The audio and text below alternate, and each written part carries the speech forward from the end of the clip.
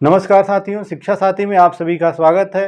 हम हिंदी के एक महत्वपूर्ण चैप्टर छंद पर अध्ययन कर रहे हैं।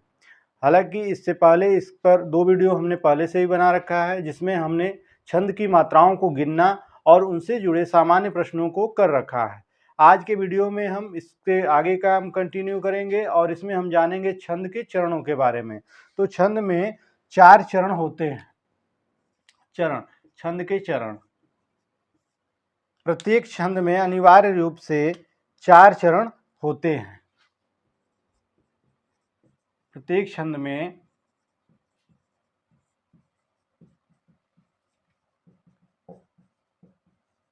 अनिवार्य रूप से 4 चरण होते हैं।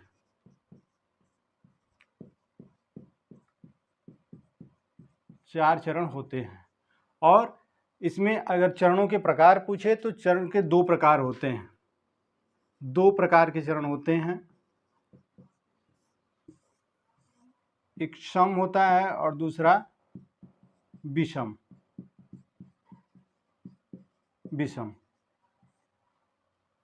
चार चरण क्या होते हैं? जैसे प्रत्येक लाइनों 3 और 4, ये 4 लाइनें जो हैं 2, 3, 4, और यहाँ पर जो 1 और 3 की लाइन है इसको हम विषम चरण कहते हैं। विषम चरण। और जो सम चरण होता है, इस सम चरण में 2 और 4, सम चरण में दूसरे और चौथे लाइन को हम सम चरण कहते हैं, पहले और तीसरे लाइन को विषम चरण कहते हैं। 2 प्रकार के चरण होते हैं और चरण छंद में अनिवार्य होते हैं। हालांकि कई बार इन चारों को 2 भी लाइन में लिख दिया जाता है, यानी छंद के प्रत्येक चरणों को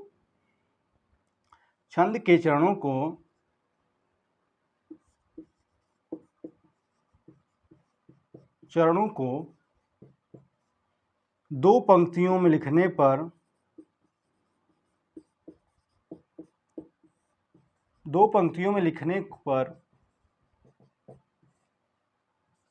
उसे दल कहा जाता है। जैसे आप दोहा और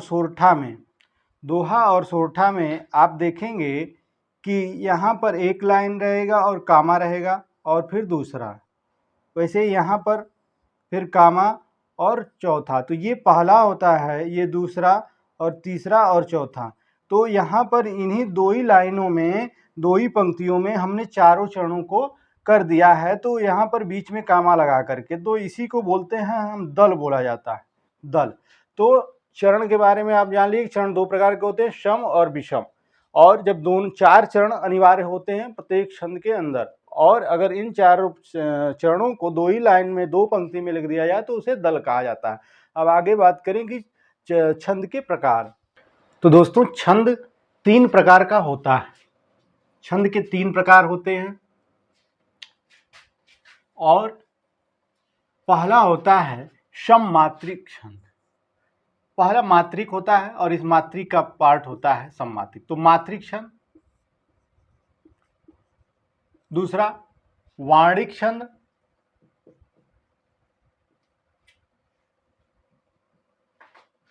और तीसरा होता है मुक्तक छंद।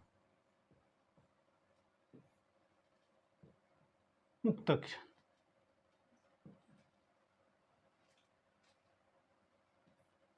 तो आइए जानते हैं मात्रिक छंद क्या होता है। ऐसे काव्य छंद, ऐसे छंद काव्य जिनमें मात्राओं की संख्या, मात्राओं का गणना करना सुनिश्चित होता है, उन्हें मात्रिक छंद कहते हैं। दूसरा वर्णिक, ऐसे छंद जिनमें वर्णों की गणना सुनिश्चित होती है उसे हम वर्णिक छंद कहते हैं। मुक्तक छंद, ये जो है इन दोनों के नियमों से मुक्त होता है, यानी मात्रिक और वर्णिक के नियमों से मुक्त होता है मुक्तक छंद। तो जिन काव्य छंदों में मात्राओं की गणना सुनिश्चित होती है उसे मात्रिक, और वर्णों की गणना सुनिश्चित हो तो उसे हम वर्णिक कहते हैं। अब हमारे परीक्षा में जो पूछा जाता है वो यही पूछा जाता है मात्रिक छंद के बारे में, और मात्रिक छंद 3 प्रकार का होता है। मात्रिक छंद, तो हम हेडिंग डाल दें मात्रिक छंद, आप हेडिंग डालेंगे मात्रिक छंद, मात्रिक छंद, और इसी को हमें विस्तार पूर्वक पढ़ना भी है। मात्रिक छंद भी 3 प्रकार के होते हैं। मात्रिक छंद 3 प्रकार के होते हैं। पहला सम मात्रिक छंद, सम मात्रिक छंद,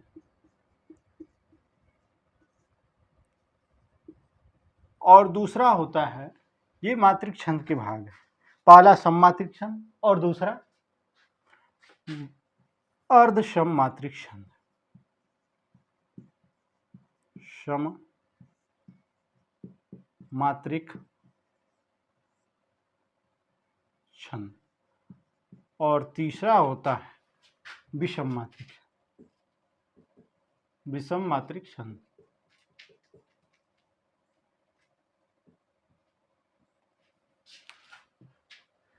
मात्रिक छंद के 3 भेद। मात्रिक छंद कितने प्रकार का? 3 प्रकार का। पहला सम मात्रिक, दूसरा विषम मात्रिक, अर्ध सम मात्रिक, और तीसरा विषम मात्रिक। सम मात्रिक क्या होता है? ऐसे छंद में 4 चरण होते हैं, और ऐसे छंद जिनके चारों चरणों में मात्राओं की गणना करने पर सम संख्या प्राप्त होती है, उसे सम मात्रिक छंद कहते हैं। मात्राओं की गणना करने पर सम संख्या प्राप्त हो जाए, मात्राओं की जो गणना है वो सम संख्या में प्राप्त हो, उसे सम मात्रिक छंद कहते हैं। अर्ध सम मात्रिक छंद, इसमें जो 4 चरण होते हैं छंद के, इसमें पहले और तीसरे चरण में मात्राओं की संख्या समान रहेगी, और दूसरे और चौथे चरण में मात्राओं की संख्या समान रहेगी। यानी विषम सम, हमारे चरण 2 प्रकार के होते हैं। छंद में जो चरण होते हैं 2 प्रकार के, एक आपका होता है सम चरण और दूसरा विषम चरण। तो जहां पर संख्या सम में आ जाए उसे सम, और जहां पर विषम में आ जाए उसे विषम। तो अर्ध सम मात्रिक छंद में आधा सम और आधा विषम, यानी 2 चरण इसके सम में आएंगे और 2 चरण विषम में आएंगे। ये होता है अर्ध सम मात्रिक छंद, यानी आधा सम मात्रिक, आधा सम और आधा विषम। विषम मात्रिक में सभी के सभी मात्राओं की गणना करने पर इन छंदों में मात्राएं की संख्या हमेशा विषम में आएगी, इसे विषम मात्रिक छंद कहा जाता है। अब बात करें कि सम मात्रिक छंद में कौन कौन से छंद आते हैं। सम मात्रिक छंद में कौन कौन से छंद आते हैं, हम यहां लिखेंगे। इसकी ट्रिक है चारों गीत हरि के, चारों गीत हरि के, हरि के। तो च से हो गया चौपाई, चौपाई। र से रोला, रोला। और गीत से गीतिका, गीतिका। और हरि से हरि गीतिका।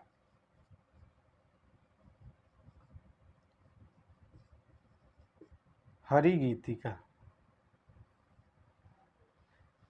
चौपाई, रोला, गीतिका और हरि गीतिका, ये चारों छंद सम मात्रिक छंद होते हैं, क्योंकि इसमें मात्राओं की संख्या सम होती है। चौपाई में कुल 16 मात्राएं होती हैं प्रत्येक चरण में गिनने पर। रोला में कुल 24 मात्राएं होती हैं, 11-13 पेयती होता है हालांकि, लेकिन 24 मात्राएं होती हैं। गीतिका में कुल 26 मात्राएं होती हैं, और हरि गीतिका में टोटल 28 मात्राएं होती हैं। तो 16, 24 और 26, 28 सभी सम संख्याएं हैं, इसीलिए ये सम मात्रिक छंद है। इसमें छंद है, और इसमें आप चौपाई में गिनेंगे तो 16 मात्राएं, और 24 मात्राएं, 26 मात्राएं, 28 मात्राएं। और ये आसान भी है, आपने 24 16 को याद करना है, बाकी 24 2 बढ़ाइए 26, 2 बढ़ाइए 28, आसानी से याद रख सकते हैं। अब बात करें अर्ध सम मात्रिक छंद की। अर्ध सम मात्रिक छंद, इसमें दोहा होता है, सबसे जो मोस्ट इंपॉर्टेंट है दोहा। दोहा के बाद होता है सोरठा, सोरठा। और सोरठा के बाद उल्लाला, उल्लाला। और बरवय, बरवय। ये 4 छंद अर्धसममात्रिक होते हैं। अर्धसममात्रिक में आधा सम और आधा विषम। दोहा है, दोहा के पहले और तीसरे चरण में, दोहा के पहले और तीसरे चरण में, पहले और तीसरे चरण में 13 मात्राएं होती हैं, 13 मात्राएं, और दूसरे और चौथे चरण में 11 मात्राएं होती। और दोनों में यानी हम दोनों चरणों को एक ही मिला दें तो हम देखें 11 और 13 यानी 24 मात्राएं एक लाइन के अंतर्गत होती हैं। 11 पहले में 13 फिर 11 फिर 13 फिर 11, तो पहले तीसरे में 13 दूसरे चौथे में 11। सोरठा, सोरठा में भी 24 मात्राएं होंगी, 24 मात्राएं।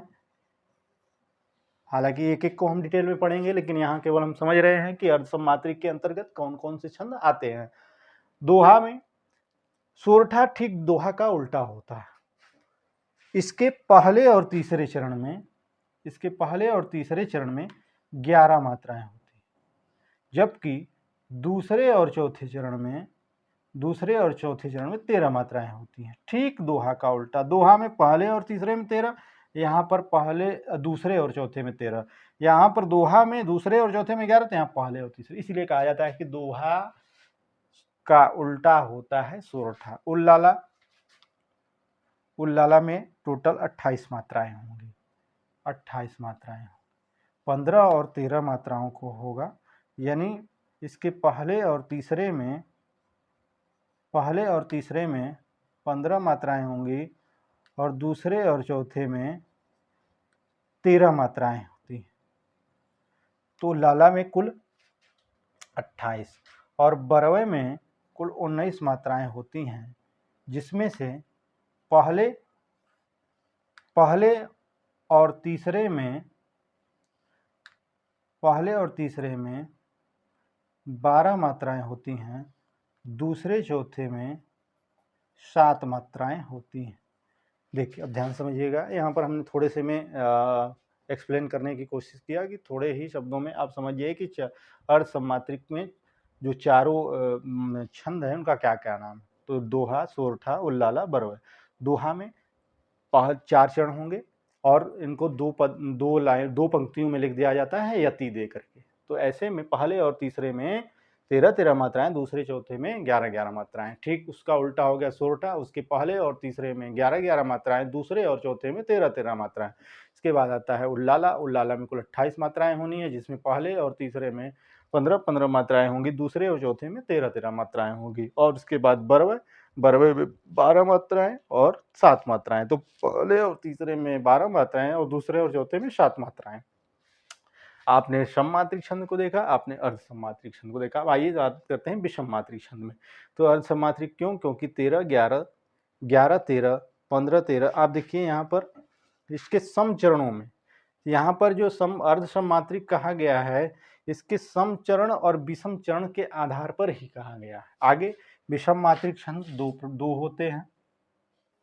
एक होता है कुंडलिया, कुंडलिया,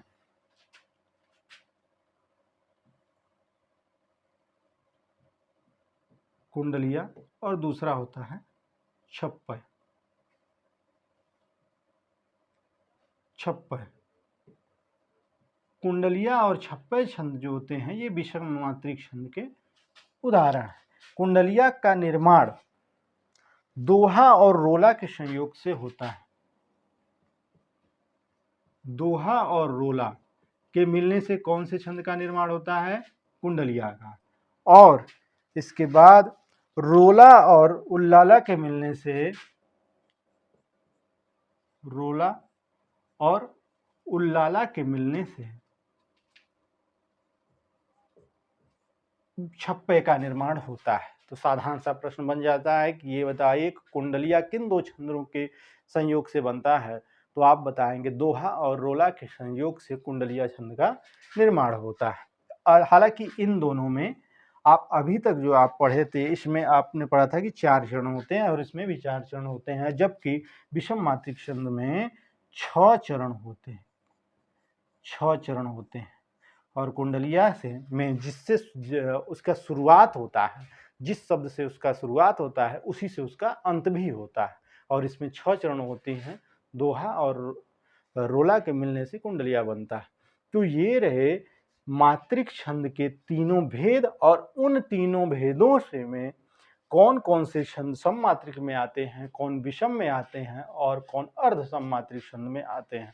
अब इसके बाद हम एक एक छंद को, पहले हम सममात्रिक छंद को उठाएंगे और उसमें हम क्रमशः चौपाई, रोला, गीतिका, हरि गीतिका को पढ़ेंगे। फिर अर्ध सममात्रिक उठाएंगे और उस अर्ध सममात्रिक छंद में हम दोहा, सोरठा, उल्लाला और बरवै को पढ़ेंगे। उसके बाद विषम मात्रिक में कुंडलिया और छप्पय को पढ़ेंगे। और उसके बाद हमारा इसमें पकड़ अच्छे से अगर बन गया तो सभी प्रतियोगी परीक्षाओं में यहाँ से आने वाले प्रश्नों को हम आसानी से कर लेंगे।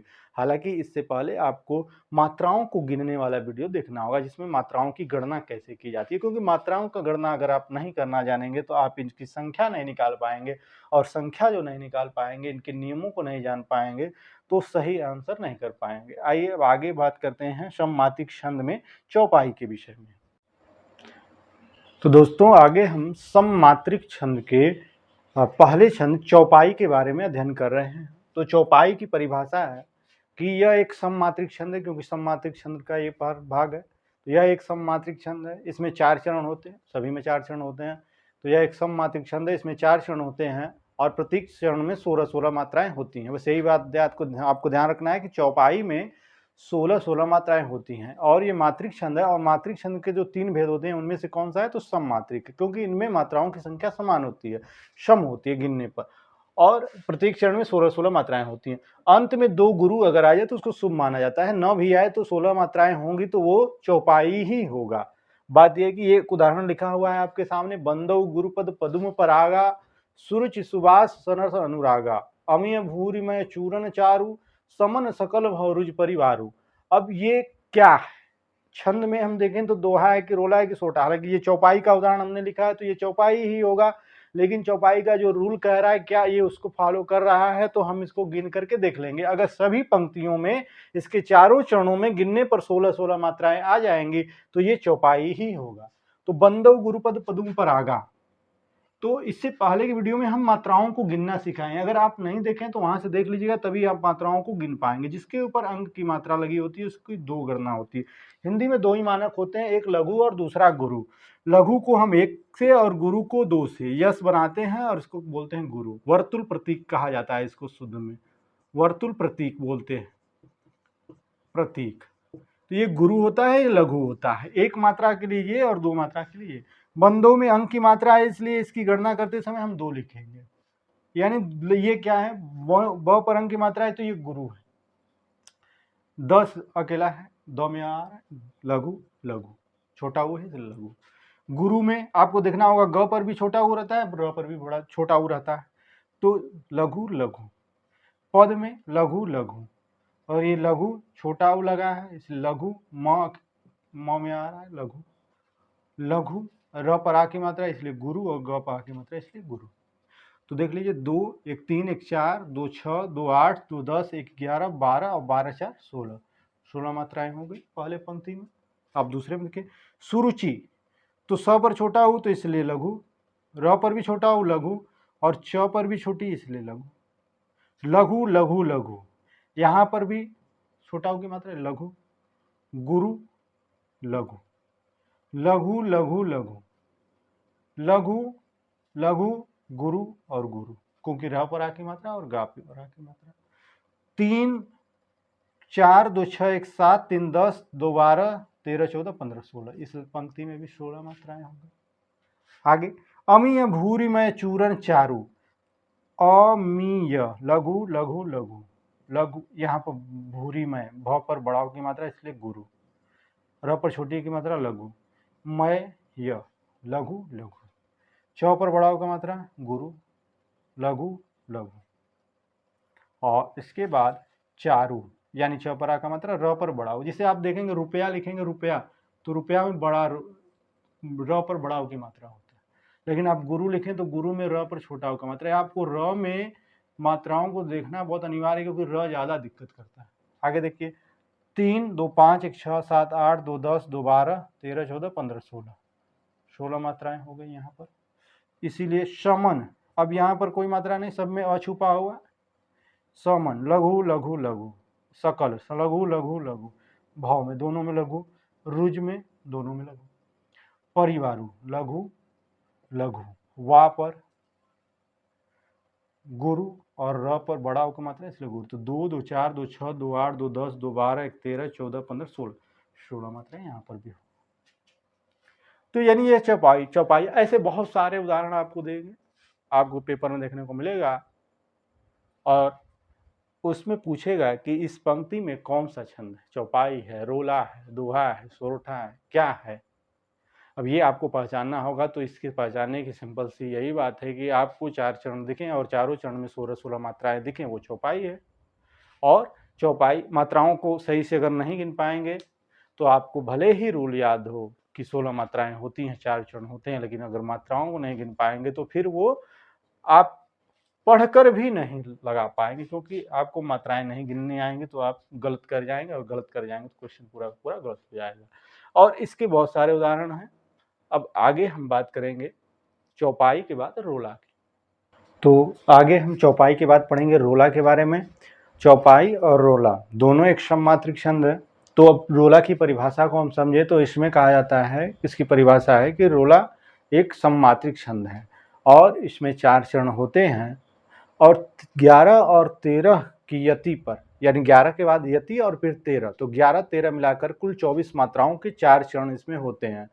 और यह एक सममात्रिक छंद है और इसमें लास्ट में 2 गुरु अगर आ जाए तो शुभ माना जाता है, जैसे चौपाई में भी हमने पढ़ा था। तो रोला में चौपाई में 16 मात्राएं और रोला में 24 मात्राएं, 11 और 13 के विराम के बाद। पहले 11 फिर 13, 24 हो गए, फिर 11 फिर 13 फिर 24। तो ऐसे ऐसे करके रोला में भी 24 मात्राएं होती हैं। यह एक सममात्रिक छंद है, तो 11 और 13 के विराम से। तो आइए इसका एक उदाहरण देखते हैं कि जिसकी रज में लोट लोट कर बड़े हुए हैं, घुटनों के बल सरक सरक कर खड़े हुए हैं, परमहंस समबाल्य काल से सब सुख पाए, जिनके कारण धूल भरे हीरे कहलाए। अब इसमें हम गिने मात्राओं को कभी अगर इस तरह के कोई भी पंक्ति आपको मिल जाए और पूछे कि इसमें क्या है, रोला है कि चौपाई है कि दोहा है कि सोटा है, हम पता लगाते हैं, हमारे पास गिनने के मानक होते हैं। अगर इसमें 24 मात्राएं आ जाती हैं, पहले 11 फिर यति यानी विराम की अवस्था फिर 13, तो इस संयोग से 11-13 के संयोग से अगर 24 मात्राएं बने चारों चरणों में तो यह रोला ही है। तो हम गिनेंगे मात्राओं को। जिसकी रज में लोट लोट कर बड़े हुए हैं, यहाँ लोट के बाद कामा लगा हुआ था, यानी इससे पहले वाले में 11 और इसके बाद 13, दोनों का योग 24। तो गिनते हैं। अब जिस ज पर छोटी की मात्रा इसलिए लघु, स लघु, क पर बड़ी की मात्रा इसलिए गुरु, रज में दोनों में लघु, लघु और लघु, यहाँ पर म पर एक ही मात्रा में तो इसमें गुरु, ल पर ओ की मात्रा गुरु, लघु गुरु, लघु लघु लघु, यहाँ पर लघु गुरु, लघु छोटा ओ की मात्रा है। तो जितने भी दीर्घ स्वर हैं ये सब किससे गिने जाते हैं, गुरु से गिने जाते हैं गुरु। यहाँ लोट पर क्या लगा हुआ है, कामा, तो इससे पहले हमको 11 मात्राएं चाहिए। यहाँ से यहाँ तक में अगर 11 मात्राएं आ जाती हैं तो देखिए 1 2 2 4 5 6 2 8 2 10 1 11, तो जिसकी रज में लोट यहाँ तक 11 मात्राएं और लोट कर बड़े हुए, तो 2 2 4 1 5 1 6 2 8 1 9 9 2 11 12 13, तो 13 यहाँ, तो 11 और 13 मिलाकर के 24 मात्राएं हो गई। यही हमारा रूल कहता है कि इसमें 24 होते हैं मात्राएं और 11 और 13 का यति होता है। घुटनों के बल सरक सरक कर खड़े हुए हैं, पहले घ पर छोटा ओ का मात्रा इसलिए लघु, लघु ओ की मात्रा गुरु, गुरु लघु लघु लघु लघु लघु, यहाँ पर कामा, इससे पहले 11 मात्राएं होनी चाहिए इतना दूर में, तो 2 2 4 2 6 2 8 2 10 1 11, तो यहाँ भी 11 हो गई। अब इसमें 13 आ जाए तो ये भी 24 हो जाएगा। तो सरक कर, जिसकी घुटनों के बल सरक सरक कर खड़े हुए, तो यहाँ पर 3 मात्राएं हो जाएंगी, लघु लघु लघु लघु लघु लघु गुरु, लघु गुरु और गुरु, तो 2 2 4 1 5 2 7 1 8 2 10 3 13, 13 यहाँ हो गए, तो 11 पहले, ये 24 मात्राएं इसमें भी हो गई। इस तरह से गिन देंगे। परम, लघु लघु लघु, हाँ पर अंक की मात्रा है गुरु लघु, लघु लघु। अब देखिए यहाँ पर अगर अर्ध व्यंजन बीच में आ जाए, उससे पहले का अगर वर्ण दीर्घ हो तो अर्ध व्यंजन की गणना नहीं की जाती, तो ये पहले आके मात्रा, इसलिए गुरु ल को छोड़ देंगे, कोई गिनती नहीं। यहाँ पर लघु, य को लघु। काल, अब यहाँ पे कामा है तो इससे पहले 11 देख लें, 3 2 5 1 6 6 2 8 2 10 11 मात्राएं आ गई। अब इसके काल, परम काल, समबाल काल से सब सुख पाए। अब इसके बाद 13 मात्राएं चाहिए, क पर आगे मात्रा है, आ लगा है लघु, सॉरी गुरु, फिर लघु, गुरु लघु लघु, लघु लघु गुरु गुरु, 2 2 4 2 6 2 8 2 10 11 12 13, 13 यहाँ को हो गई, यानी कुल 24 मात्राएं इसमें भी हो गई। अब लास्ट का बच्चा, इसको देख लेते, जिनके, क पर गुरु रहेगा क्योंकि एक ही मात्रा है, ज पर छोटी की मात्रा, तो लघु लघु गुरु, गुरु क पर आ की मात्रा है, लघु लघु गुरु लघु। कामा है, इससे पहले 11 आ जाए, 2 2 4 2 6 2 8 2 10 11, सही है। लघु गुरु, गुरु गुरु, यहाँ पर भी गुरु होगा क्योंकि र पर एक ही मात्रा है, लघु लघु गुरु गुरु, 2 2 4 2 6 2 8 2 10 11 12 और 13, यानी हम कहें कि 24 है। तो 11 और 13 की यति पर 24 मात्राओं से रोला का निर्माण होता है। यह एक सममात्रिक छंद है, और ऐसी सभी पंक्तियां जिनमें 4 चरण हो और 11 13 की यति पर 24 मात्राएं आ जाए, उसे हम रोला कहते हैं।